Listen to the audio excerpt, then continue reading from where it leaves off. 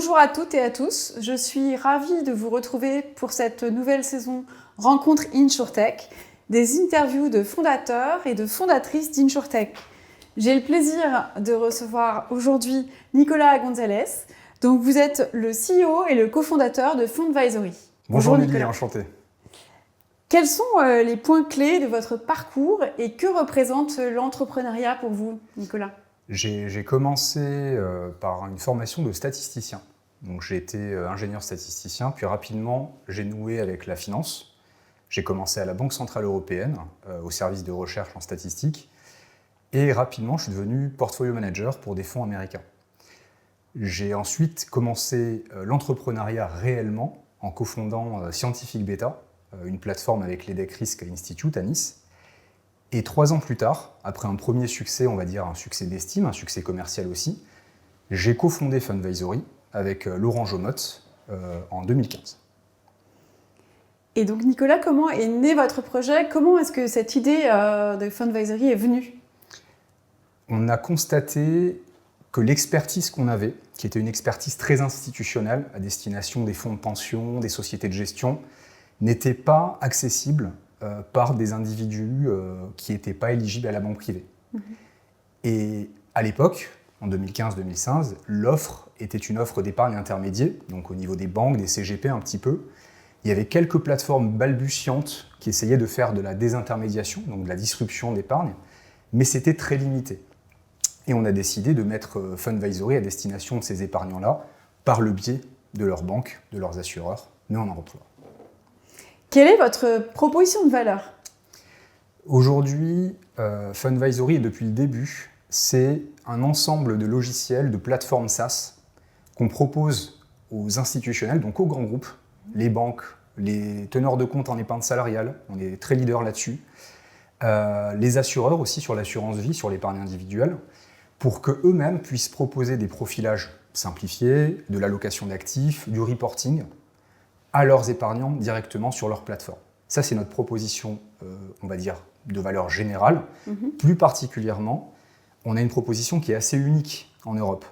C'est-à-dire que non seulement on propose la technologie, les plateformes, les API, les moteurs, les modules, mais en plus, vu qu'on est ORIAC, c'est-à-dire qu'on a une licence de CIF, de conseil en investissement financier depuis le démarrage, on met aussi à disposition, notamment dans l'épargne salariale, donc à nos teneurs de compte, la licence pour que le client final ait à la fois un parcours fluide, sans couture, et un parcours conforme aux devoirs de conseil par le biais de notre licence de conseil financier.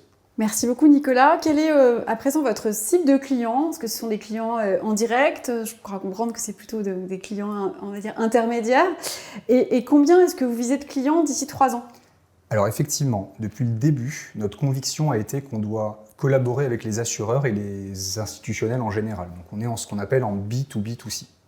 Le B du milieu, ce sont les grands groupes, et le C, c'est le consommateur final, l'épargnant, celui qui a besoin de conseils.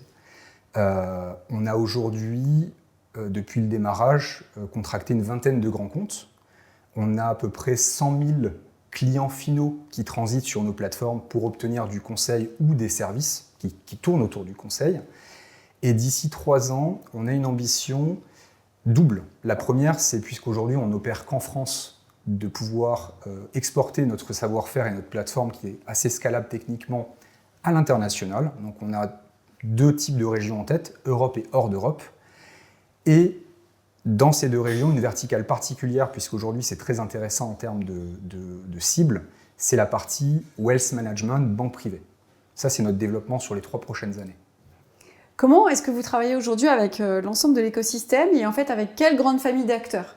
Plutôt les assureurs, plutôt les banquiers, plutôt les banques assureurs, d'autres ? On a un positionnement qui est très collaboratif. C'est-à-dire que vu qu'on a une plateforme ouverte techniquement, on va essayer de joindre à la fois les acteurs institutionnels comme les assureurs qui, eux, ont des stocks de clients qui sont importants et qui n'ont pas la capacité de donner tous les services techniques à ces clients, du conseil, de l'agrégation de comptes, de l'analyse, de risque, de la projection, de la simulation. Tous ces services-là, on va essayer soit de les proposer nous-mêmes, vu qu'on les a, soit d'aller rameuter les copains qui, eux, sont d'autres fintech, insurtech, qui ont des services APIsés, qu'on va plugger, donc on va brancher sur notre plateforme, pour proposer un service sans couture à ces assureurs, à ces teneurs de compte. Aujourd'hui, on ne travaille qu'avec les grands groupes, mais demain, on aimerait bien pouvoir proposer notre solution à des groupes de plus petite taille, donc par exemple banque privée ou gros CGP.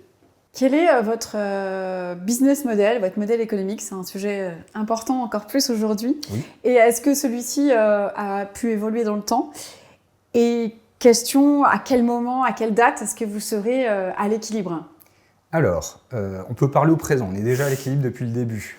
On a eu une gestion de la stratégie, une gestion des investissements qui a toujours été bon père de famille, ce qui est bizarre à dire pour une start-up, mais c'est comme ça qu'on est. Et pour répondre à votre première question, notre modèle économique est assez simple. Aujourd'hui, toutes les institutions financières qui veulent avoir accès à notre service et proposer ce service à leurs clients souscrivent un abonnement à notre plateforme. Et selon le nombre de clients ou, ça dépend du modèle économique de notre partenaire, l'encours qui est géré sur la plateforme, on va prendre un fee variable en plus de cet abonnement. Donc c'est un modèle relativement simple qu'on tient depuis le début. Quelles sont, en tant qu'entrepreneur, les 3 principales difficultés que vous avez pu rencontrer au sein de Fundvisory? La première, elle est historique, mais elle est toujours d'actualité. C'est vu qu'on est en B2B sur des grands comptes, les cycles de vente sont toujours très longs. Et ça, c'est indépendant du secteur, que ce soit en finance ou en distribution de pneus. Les grands comptes, c'est long. Ils ont des procédures, ils ont des équipes nombreuses qui mettent du temps à se décider, puisqu'il y a de l'organisation chez eux aussi. Il y a beaucoup de concurrence, ils ont plein d'interlocuteurs différents. Donc les cycles sont très longs, ça peut aller rapidement à 18 mois pour un cycle de vente. Historiquement, ce qui a fait notre premier succès, c'était notre première signature. Et en fait, dès que vous signez un grand compte, c'est là que les ennuis commencent. C'est le deuxième challenge dont vous parliez, c'est le projet. On a défini un parcours, on a défini un assemblage de différents modules Fundvisory, avec qui on va parler, est-ce que les équipes sont stables, comment on va mettre en place le projet, combien de temps ça va durer. Donc nous, il faut qu'on maîtrise les coûts, on n'est pas à coût infini.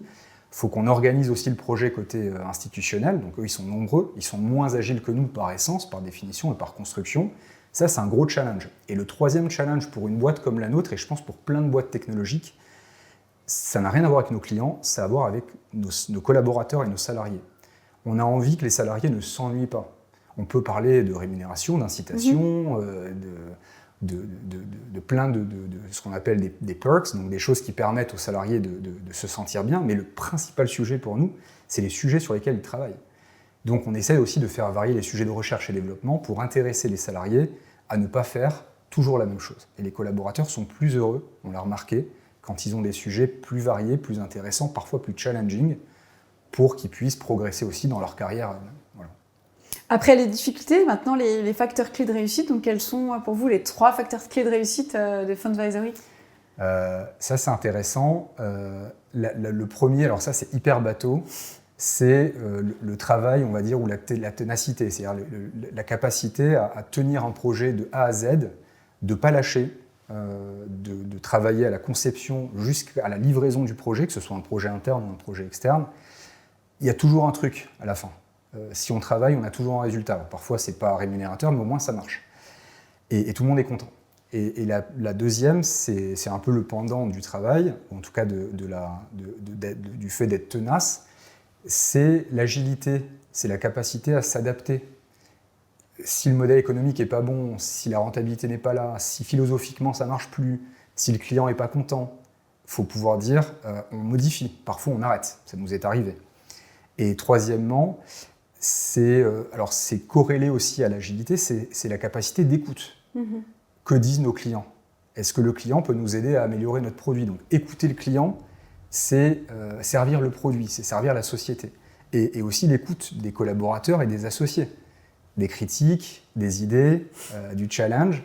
Et ça aussi, écouter les gens, c'est servir notre société. Donc c'est l'écoute, je dirais. Voilà. Nicolas, et si c'était à refaire?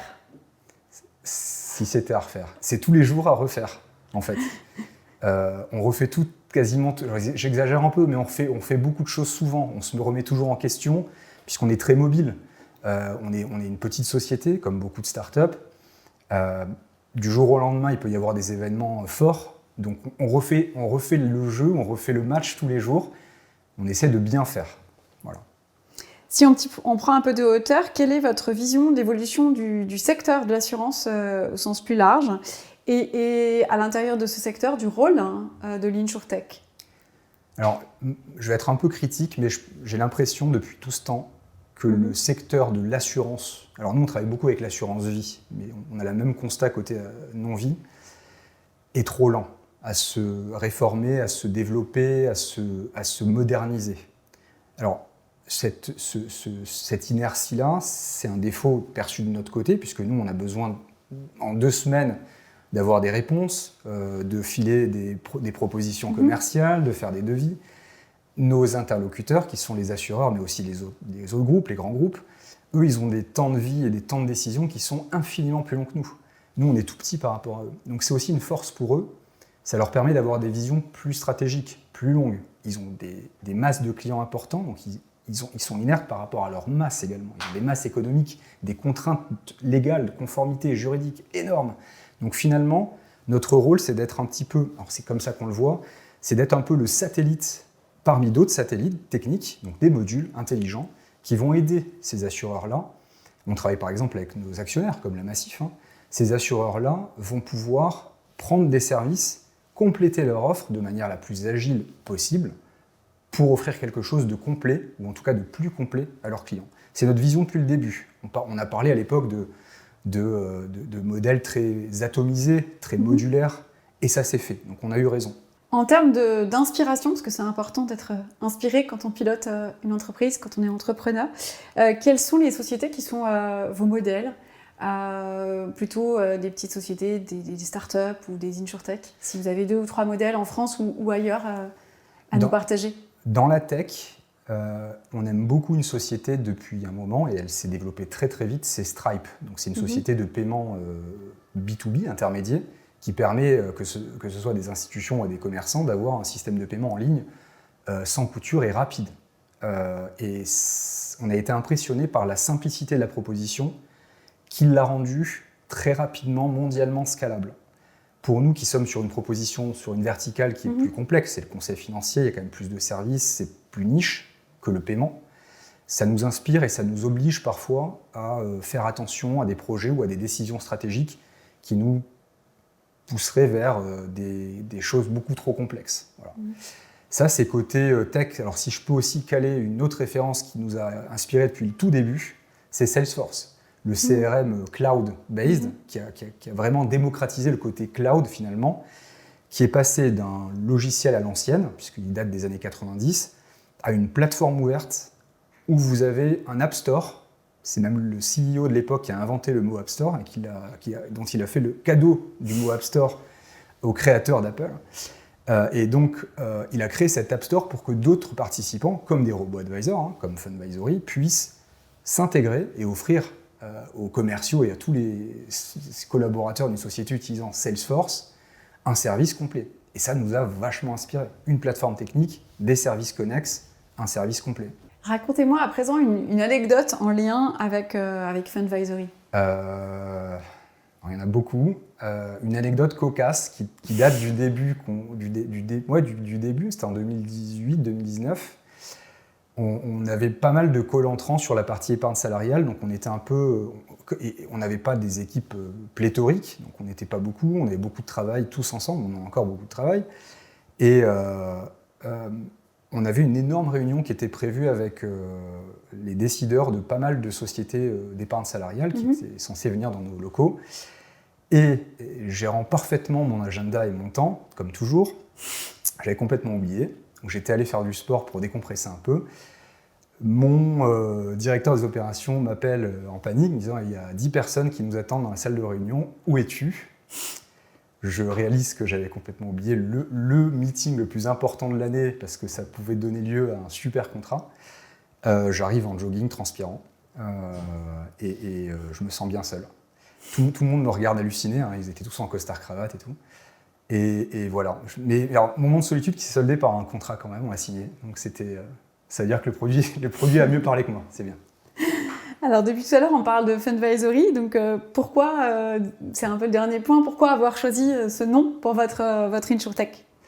Alors Funvisory, on a voulu un nom sérieux, mais qui veut dire quelque chose. Donc Fund, comme les fonds, et advisory, comme le conseil sur les fonds. C'est ce qu'on fait en cœur business, c'est de l'allocation d'actifs sur des fonds. Alors aujourd'hui, on a largement diversifié, mais c'est ça que ça veut dire. Merci beaucoup Nicolas Gonzalez. Vous êtes le CEO et le cofondateur de Fundvisory. J'ai vraiment été ravie de vous recevoir et d'échanger. Pareil. À présent, je vous donne tous rendez-vous bientôt pour la suite de cette belle série d'interviews de fondateurs et de fondatrices d'InsurTech. À bientôt.